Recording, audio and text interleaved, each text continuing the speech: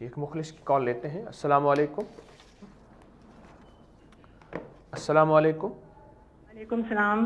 اللہ تعالیٰ آپ کا اقبال بلند کرے, آپ کو اپنے اضافہ دے سے سلامتی دے. آمین. حکیم صاحب, میری عمر 61 سال ہے. میرا نام شبینہ پروین ہے اور میری امی کا نام زبیدہ خاتون. آپ اللہ تعالیٰ ماشاء اللہ صاحب کشف, آپ کو میرے بارے میں سب معلوم ہو جائے گا. حکیم صاحب, میں بہت پریشان ہوں اپنے شوہر کی وجہ سے, اپنے بچوں کی وجہ سے. میری ایک بیٹی داماد چھوڑ گیا ہے, بچوں کے ساتھ گھر آ گئی ہے. میرا بیٹا بے روزگار ہے اور ایک بیٹا امریکہ میں ہے, سارا بوجھ اس کے اوپر. لیکن حکیم صاحب, میں نے اپنے بچوں کو, میں خود پڑھی لکھی ہوں, اعلیٰ تعلیم رکھتا ہوں, اپنے بچوں کو میں نے پڑھا. لیکن حکیم صاحب پتہ نہیں کیا بات ہے, میرے بچے مجھ سے اتنی نفرت کرتے ہیں. اور میرا بیٹا, اس کا نام تو نجیب ہے, نجیب اللہ, اس قدر نفرت کرتا ہے, عورت کہتا ہے, شیطان کہتا ہے. ہیلو. جی میں آپ کی بات سن رہا ہوں, بہت توجہ سے سن رہا ہوں. اور دوسرا بیٹا ہے چھوٹا, چھوٹے مقدمے میں پھنسا ہوا ہے, داماد ہی پھنسا کے چلا گیا اسے. 3 سال سے بے روزگار ہے, اس کو جاب نہیں مل رہی ہے. دوسری جو سب بہت ہی بڑا مسئلہ میری بیٹی عالیہ کا ہے. حکیم صاحب, میں آپ کو بتا نہیں سکتی, اس قدر ذلیل کرتی ہے.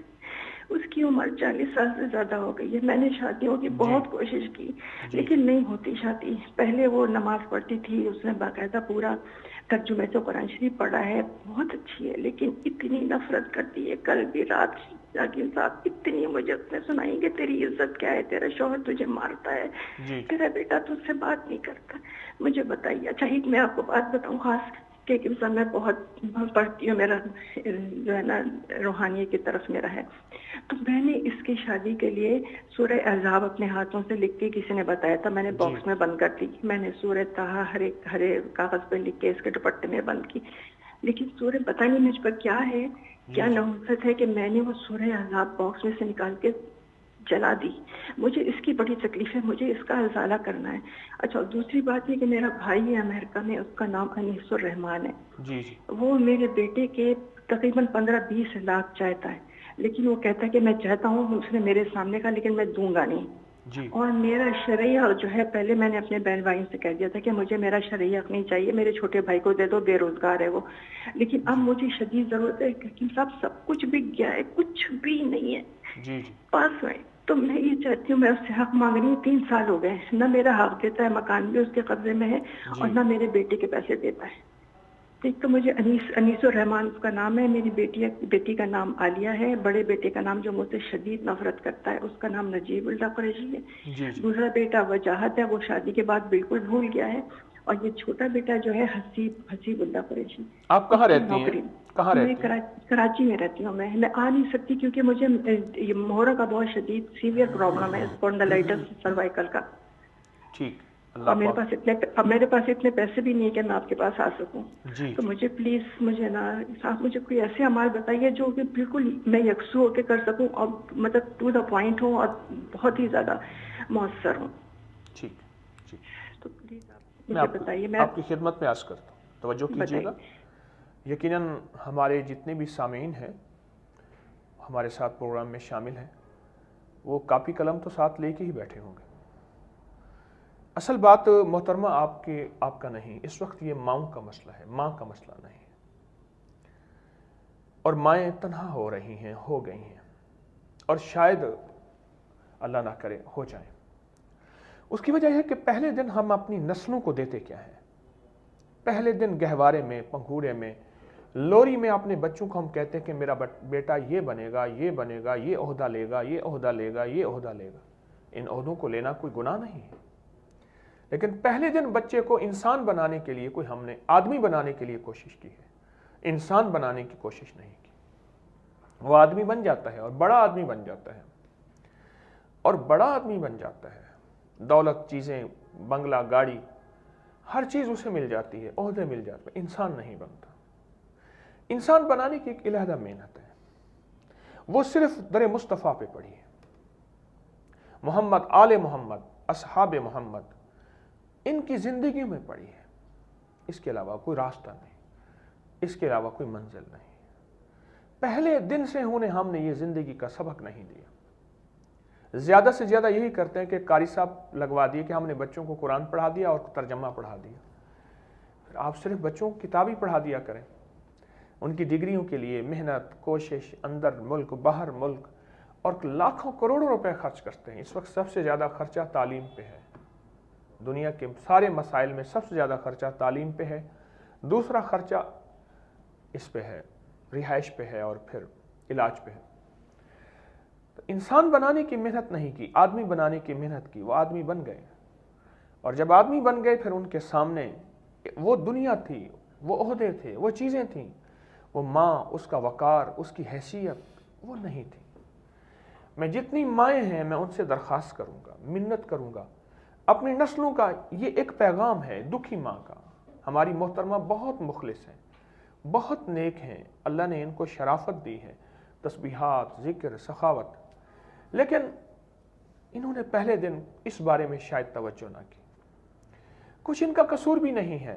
ہمارا معاشرہ ایک راہ پہ چل پڑا، اور ہر شخص کی یہی دوڑ ہے کہ میں نے اپنے بیٹے کو یہ بنانا ہے اور اتنا بڑا آدمی بنانا ہے. وہ بڑا آدمی بن جاتا ہے پر انسان نہیں بنتا. آپ نے دیکھا نا، ماں یا کوئی استاد کسی کو بچے کو جھڑکتا ہے، یہ نہیں کہتا آدمی بن، کہتا ہے انسان بن. انسان بن. عرب میں سب سے بڑی گالی یہ ہے کہ انت حیوان، تو جانور ہے، یعنی انسان نہیں ہے. وہ نہیں کہتا کہ آدمی انتر ہے، کوئی ہیرا ہے، کوئی کنکر ہے. یہ نسلوں کا المیہ ہے، اور اس کے پیچھے ماؤں کا المیہ ہے. بچے تو کورا کاغذ ہوتے ہیں، طوطا اور مینا ہوتے ہیں. جو پڑھاؤ، جو سکھاؤ، جو لکھ دو وہی ہوگا. تو میری درخواست ہے، ماؤں سے منت ہے اپنی نسلوں کے لیے، اب 2 چیزیں شروع کر دیں جو مائیں چاہتی ہیں ان کی اولاد چھوٹی ہے. ایک تو ان کے لیے تربیت، دن رات تربیت ہو، اور کملی والے کی سنتیں اور ان کا اخلاق سکھائیں بچوں کو. اخلاق، اور وہ محنت کرنی ہوگی، اور یہ روز کا کام ہے، ایک دن کا کام نہیں ہے. روز سر کھپانا ہوگا، پر غصے کے ساتھ نہیں، جھڑک کے نہیں، مار سے نہیں بلکہ پیار سے. یہ مار سے اور پیار کا نعرہ تو اب آیا ہے. آج سے صدیوں پہلے میرے آقا نے فرمایا تھا اولاد کا اکرام کرو، اکرام کرو، احترام کرو، پیار کرو. تو ان کو اخلاق نبوی سکھانے ہیں، آل رسول کے اخلاق، اصحاب رسول کے اخلاق یہ سکھانے ہیں. اولیاء صالحین کے اخلاق، اس پہ محنت کرنی ہے، باقاعدہ محنت کرنی ہے. اور دوسرا ایک دعا ہے جو ہر اتحیات میں رب جالنی کے بعد پڑھنا کبھی نہ بھولیں. اگر یاد نہیں تو ضرور یاد کر لیجئے. ربنا حب لنا من ازواجنا وذریاتنا قرۃ اعین واجعلنا للمتقین اماما. بڑی کمال دعا ہے. گھریلو جھگڑوں کو ختم کرنے، نفرتوں کو ختم کرنے، اولاد کی فرما برداری، ان میں محبت، پیار، اور اولاد کو کسی معذوری اور کسی عیب اور کسی بد اخلاقی سے بچانے کے لیے بہت باکمال دعا ہے. اس دعا کا مسلسل اہتمام کریں. اور تیسری محترمہ، آپ کے لیے میں ایک وظیفہ عرض کرتا ہوں. آپ جتنی تسبیحاں وظیفے پڑھتے رہیے، لیکن ایک چیز ہے کہ فجر کی نماز سے پہلے 41 بار سورۃ فاتحہ پڑھیے. اگر مجبوراً فجر کی نماز سے پہلے آپ سے رہ گئی ہے تو فجر کی نماز کے بعد 41 بار سورۃ فاتحہ پڑھیے، اول آخر 3 دفعہ درود شریف، اور ہر سورۃ فاتحہ کے ساتھ بسم اللہ الرحمن الرحیم لازم پڑھیے. 41 بار سورۃ فاتحہ اور ہر دفعہ بسم اللہ الرحمن الرحیم، اول آخر 3 دفعہ درود شریف.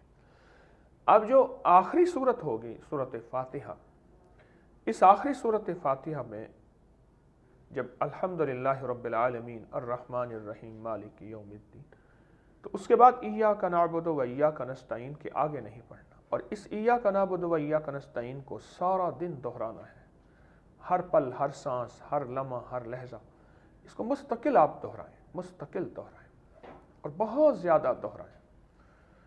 اور اپنے مقصد کا تصور کرتے ہوئے وضو بے وضو پڑھ سکتے ہیں، اور سینکڑوں، ہزاروں، لاکھوں دفعہ آپ اس کو پڑھیں اور اس کو پورے ذہن میں رکھیں.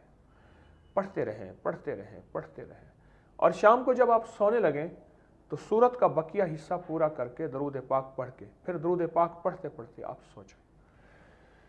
चंद दिन नहीं गुजरेंगे, अल्लाह पाक गैब के निज़ाम से आपकी नस्लों में खैरें, बरकतें, अखलाक, मोहब्बतें, आपस में जोड़। एक बेटा छोड़ के चला गया, बेटी और बेटे का मिजाज माँ के बारे में बहुत सख्त और तल्ख है। ये सारी चीज़ें इंशाअल्लाह ताला आपको मोहब्बत और प्यार वापस मिलेगा। लेकिन ज़िंदगी की जो गेंद आपके हाथ से निकल गई, जो तीर आपके हाथ से निकल गया, वो तो निकल गया, नुकसान हो गया। पहले दिन नस्लों को बड़ा आदमी तो बनाया, बड़ा इंसान ना बनाया। और वह इंसान सिर्फ दर मुस्तफ़ा की आला अखलाक हैं और उनको मुसलसल मेहनत करनी करनी करनी। फूलों पे हमेशा मेहनत होती है, कांटों पे कभी मेहनत नहीं होती। नस्लें हमारी फूल हैं, मेरे वतन की आबियारी करेंगे, इन्हीं नस्लों में हाकिम बनेंगे, इन्हीं में आला इक़्तिदार वाले बनेंगे, इन्हीं में मुआशरे को संवारने वाले बनेंगे। तो मेरी दरख्वास्त ये है, अपनी नस्लों पे मेहनत करें और ये सूरत फातिहा का अमल मुसलसल करें। 41 बार फातिहा सुबह और उसके बाद सारा दिन इय्याका नअबुदु व इय्याका नस्तईन, और बहुत कसरत से और बहुत तवज्जो से अपने मकसद का तसव्वुर करते हुए काम भी करते रहें, मसरूफ़ भी रहें और ज़ुबान से ये पढ़ते भी रहें। अगर सारा घर कर ले या घर के जितने ज़्यादा अफराद कर लें तो इंशाअल्लाह फ़ायदा ज़्यादा होगा। मजबूरन एक बंदा भी कर सकता है। इंशाअल्लाह इससे नस्लों में खैर आएगी, घर के मसाइल, शादियों के मसाइल और शादियों की रुकावटें ख़त्म होंगी, ज़िंदगी की उलझनें ख़त्म होगी। क्योंकि इय्याका नअबुदु व इय्याका नस्तईन एक ऐसी चीज़ है कि ये सारे कुरान का निचोड़ है। मौला, जब बंदगी तेरी, जब बंदे तेरे, जब ग़ुलाम तेरे, तो सखी आका फिर दर किसी और का कहाँ जाए। अल्लाह, अगर किसी और के दर पे जाते हैं तो मुशरिक बन जाते हैं और किसी और के दर पे नहीं जाते तो सिर्फ तेरा ही दर है। तो मेरा मौला, मुझे अपने दर का मंगता बना, दर दर का मंगता और भिखारी ना बना। मुझे अपने दर का सवाली बना, दर दर का भिखारी और सवाली ना बना। तो आप इस पे तवज्जो करेंगे इंशाअल्लाह ताला।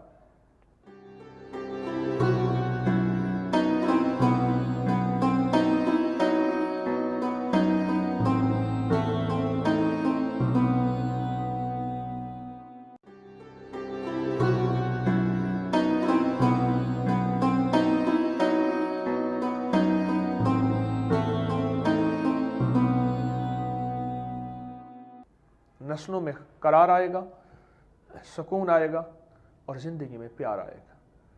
अल्लाह पाक आपकी नस्लों में हमेशा खैरें दे, हम सब की नस्लों में, और मेरे वतन की जितनी भी नस्लें हैं उन सबको इज़्ज़तें, वक़ार, शान और शौकत और माँ बाप की पहचान अता फरमाए। आमीन। एक मुखलिस की कॉल लेते हैं। अस्सलाम वालेकुम। वालेकुम सलाम।